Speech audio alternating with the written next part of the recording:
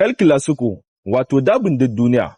Shi dai wannan wasa an daɗe ana bugawa tun zamanin ƙwallon ƙafa har izuwa yanzu. Wasa ne da ake bugawa tsakanin ƙungiyar ƙwallon ƙafa ta Real Madrid da ƙungiyar ƙwallon ƙafa ta Barcelona. An fara wannan gwabzawa tun shekaru aru-aru da suka shige, inda Real Madrid da Barcelona suka shiga gasar La Liga. Wannan gwabzawa na da asali na siyasa, al'adu da kuma yanki, wanda ke ƙarawa wasannin ƙayatarwa gami da nishaɗantarwa da kuma sabbin abubuwan ban mamaki. Amma su waye manyan 'yan wasan El Clásico? Cristiano Ronaldo, ɗaya daga cikin 'yan wasannin da suka fi shahara a tarihin Real Madrid.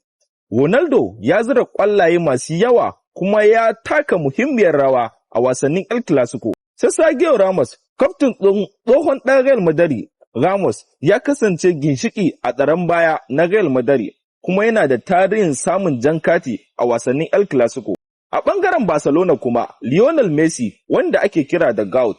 Messi ya kasance zakaran Barcelona wanda ya kafa tarihin zira ƙwallaye a wasannin El Clásico. Sai kuma Xavi da Iniesta, su biyu suna daidaita tsakiyar fili da kai hari, sun kasance masu ƙirƙirarwa Barcelona ƙarfi a wasannin El Clásico.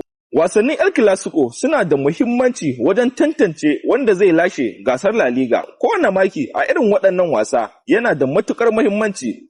Manyan ƙungiyoyi suna irin waɗannan dabe, kamar irin su Manchester City da Manchester United da kuma AC Milan da Inter Milan, amma za a ce ba su kai dabin Real Madrid da Barcelona ba.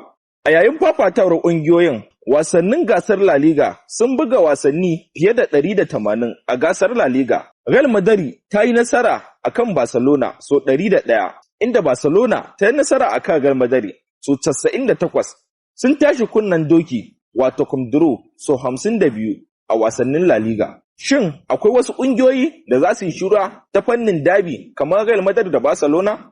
Shin za mu sake ganin irin wannan gwabzawa mai ban mamaki a shekara mai zuwa, ko kuma wani sabon zakara zai taso daga cikin waɗannan ƙungiyoyin biyu? Sai ku biyo mu a bidiyon mu na gaba don ƙarin bayani.